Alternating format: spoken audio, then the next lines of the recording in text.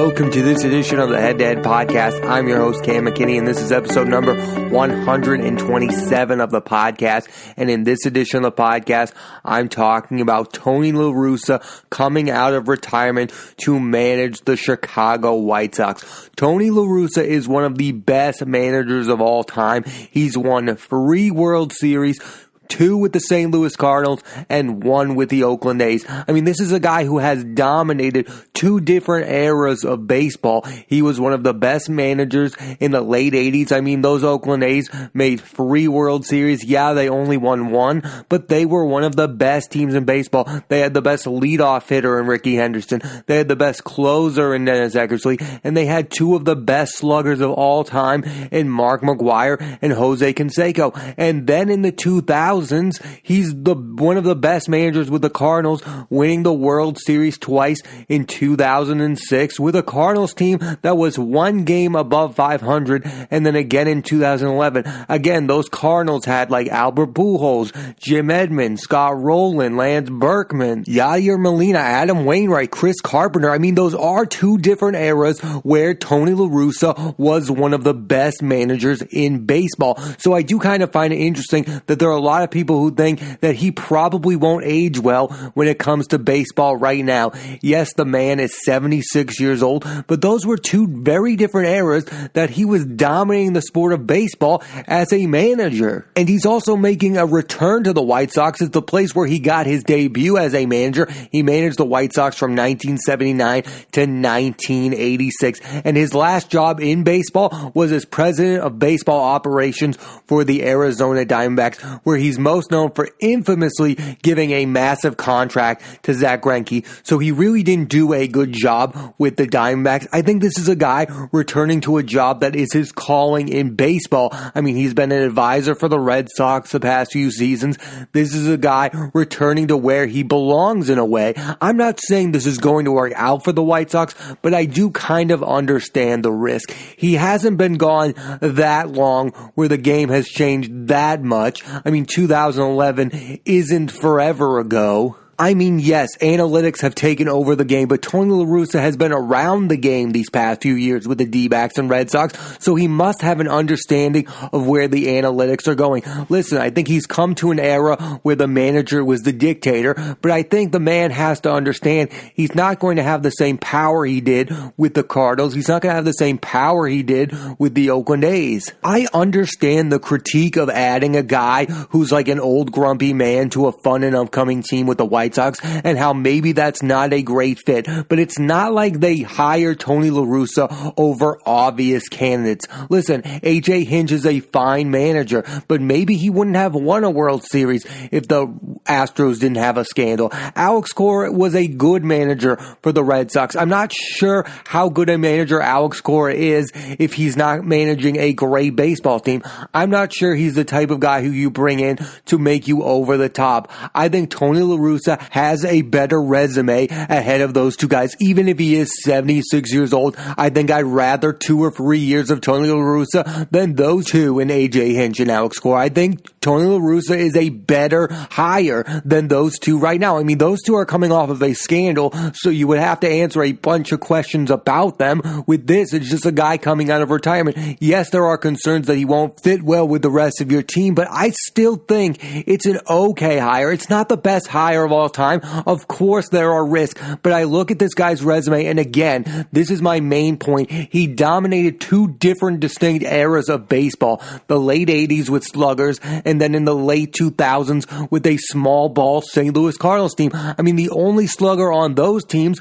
was Albert Pujols. Listen, a lot of people are talking about Tony La Russa, and rightfully so, but the real story about this hire is the guy that got fired in Rick Renteria. This was a guy who was previously fired from the Chicago Cubs so that they could get Joe Madden. This is the 2nd time in his career that he's been fired by a Chicago baseball team trying to make that next step and become legitimate World Series contenders.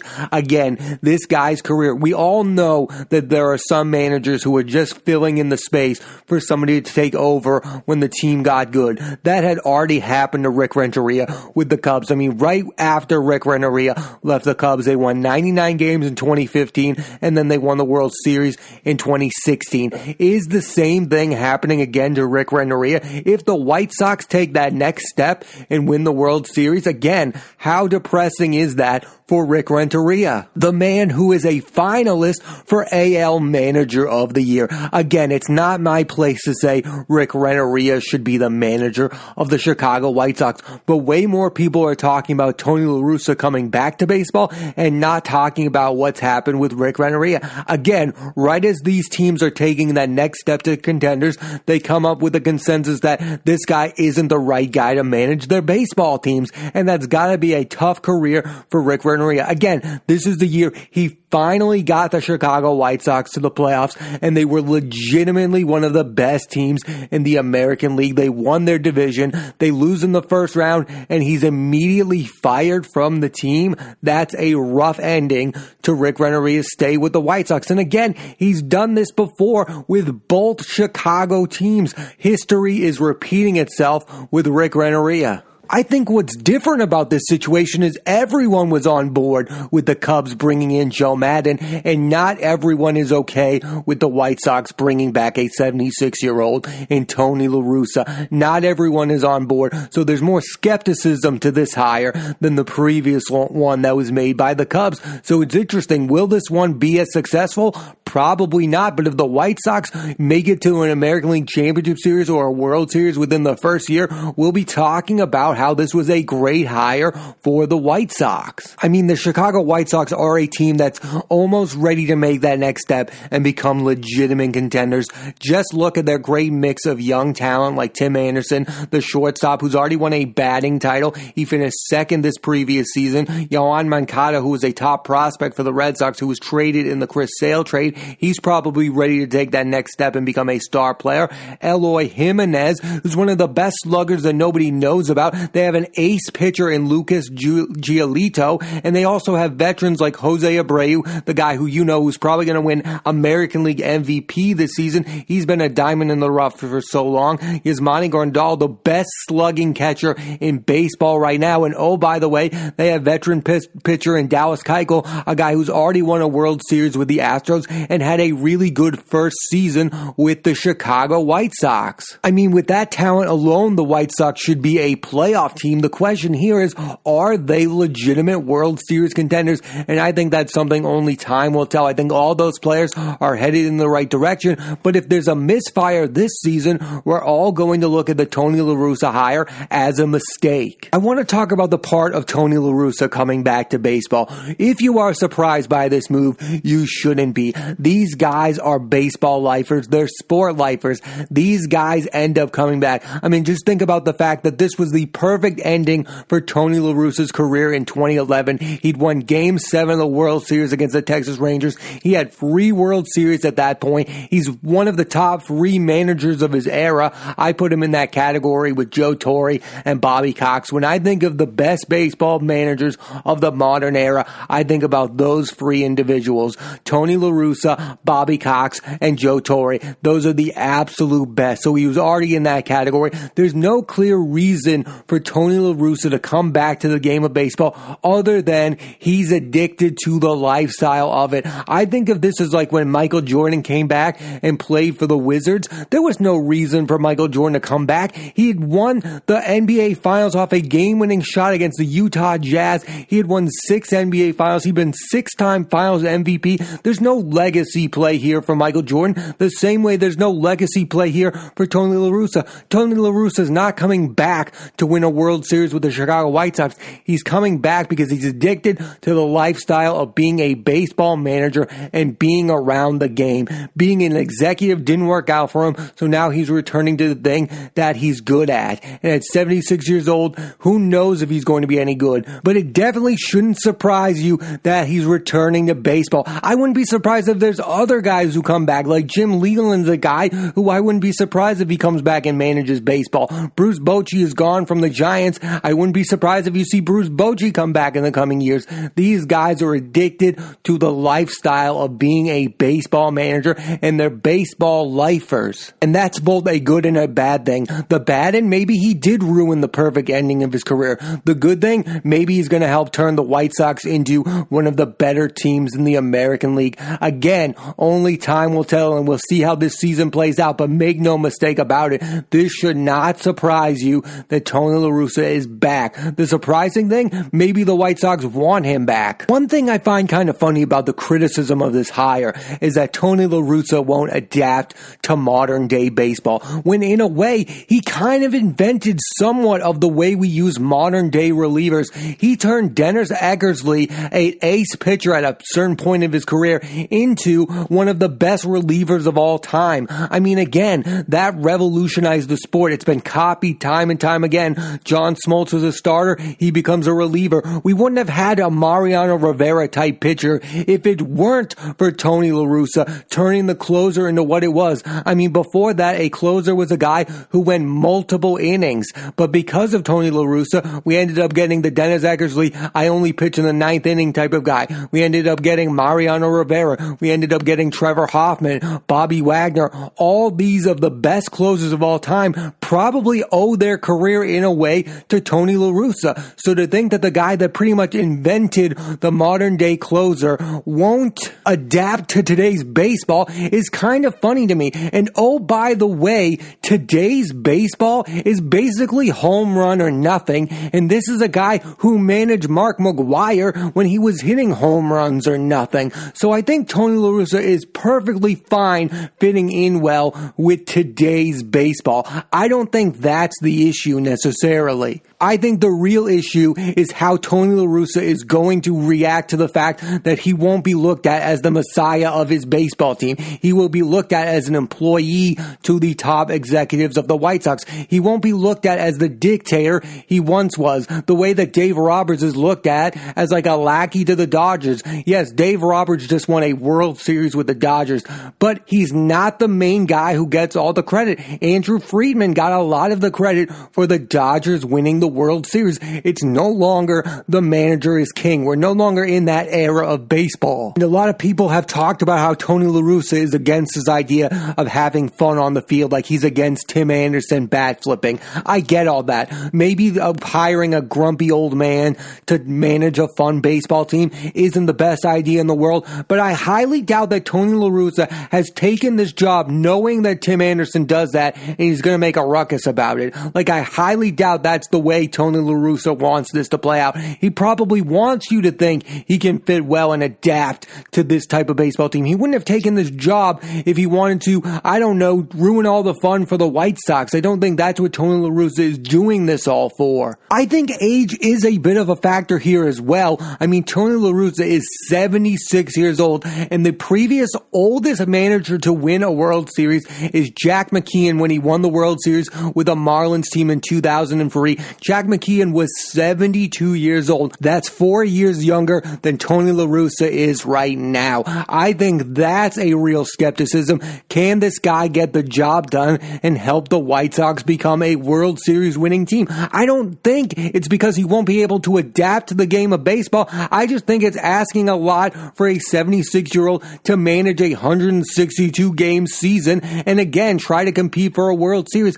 I don't think he's actually going to have issues adapting to the modern day game of baseball because frankly, I think that's giving too much credit to modern day baseball. It's walk, hit, or home run. It's not that hard to decipher. I don't think the manager does as much as Tony La Russa did during his era. I mean, Tony La Russa was a guy who was managing Ricky Henderson when they were stealing bases, when they were playing small ball. Back when David Eckstein was winning World Series MVP in 2006. So I think Tony La Russa had a harder job back in the day when you actually had to manage the game of baseball. Nowadays, you have to just sit back, relax, and watch the home runs fly. I don't think that's too hard of a thing. I think the difficult thing is going through the marathon of a baseball season. And again, the guy hasn't done it since 2011. But I do think if anyone's going to be able to do it, it's going to be Tony La Russa. And even though I don't think this is a legacy play for Tony La Russa, I think if he ends up winning a World Series with the Chicago White Sox, he would end up in that discussion as maybe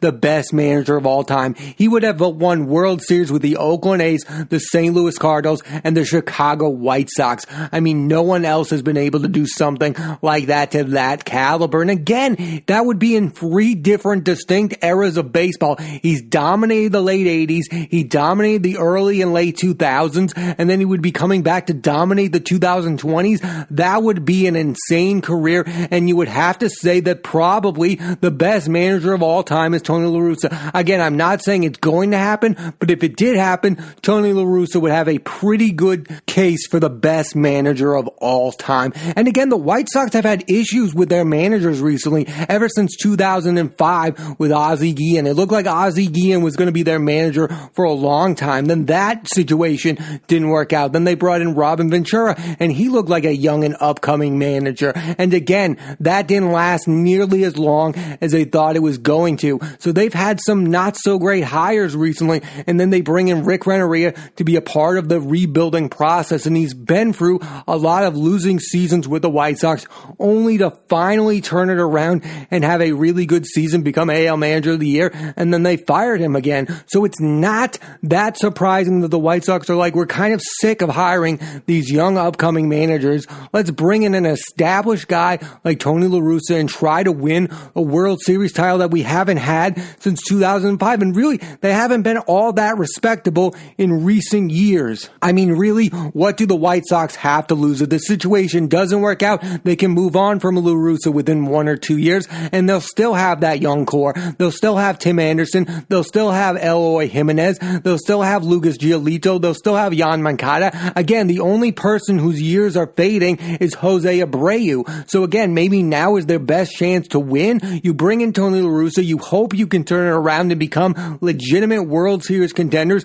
but it doesn't work out. You can go back to the drawing board and hire the next guy after. I, for one, think the reward way outweighs the risk of it. You bring in a Hall of Fame manager, and again, the players maybe not like him at first, but they're going to respect him when he comes in with 3 World Series rings, and they know this guy. We all know the name of Tony La Russa. He's one of the few baseball managers that has cachet. Yes, A.J. Hinch has a World Series title. Alex Cora has a World Series title, but they don't have cachet the way that managers used to in the late 90s with Joe Torre, Bobby Cox, Tony La Russa. Now, Tony La Russa is one of the few managers managing today that actually has cachet. And I think the only other name that would have been a good hire for the White Sox is a guy who already has a job, and that's Terry Francona. The White Sox were looking to bring in a guy who has championship cachet, who the players would respect, and they definitely did that. They brought in Tony La Russa. No one has done more in the game of baseball than any other active manager than Tony La Russa. So if this actually works out and they respect him and they win a lot of baseball games and he can get them over the hump and get to an American League Championship Series within the first year of being the manager, I think this has a chance to be a gigantic success. And again, if it doesn't work out, you can move on from him and start over. The White Sox have a young core. This isn't their only chance to become a respectable contending team again. This is just their first try at that. You move on from Rick Renteria because you don't think he accomplished enough last season, so you bring in a legendary Hall of Fame manager in Tony La Russa. I understand the criticism of bringing in a 76-year-old who hasn't managed the game of baseball since 2011, but what I don't understand is the fact that you have to look at it and go, that's Tony La Russa. If anyone's going to be able to pull this off, I think it's going to be him. I think he's still in the game of baseball. Again, he's had jobs since 2014. He still knows the game. What's funny to me is the way we look at managerial hires in baseball. We criticize these teams for bringing guys with no experience like Alex Cora and Aaron Boone. We're like, wow, why are these teams like the Red Sox and Yankees bringing in these guys with zero managerial experience? Rocco Baldelli with the Twins. These guys have never managed before. And yes, those have been great success stories, but then we go and we criticize a team for bringing in a guy with the most managerial experience ever. I mean, you can't have it both ways. You've got to pick one or the other. I think this is a pretty good hire because, again, he has the most cachet in baseball when it comes to any of the managers not named Terry Francona. I think he has a big advantage, and I think this could really end up working for the Chicago White Sox, and I'm rooting for it. I hope the White Sox end up getting their first World Series title since 2005 because I am a fan of Tony La Russa. He's brought in the modern closer. He's done a lot for the game of baseball. I like this hire for the Chicago White Sox, and I think it has a real chance of working out for them. They have an excellent young core of players ready to compete, and I think Tony La Russa is just icing on the cake. Thanks for listening to this edition of the Head to Head Podcast. I'm Cam McKinney. There'll be a new episode of the podcast every Monday on Apple Podcasts and iTunes, so please rate, review, and subscribe.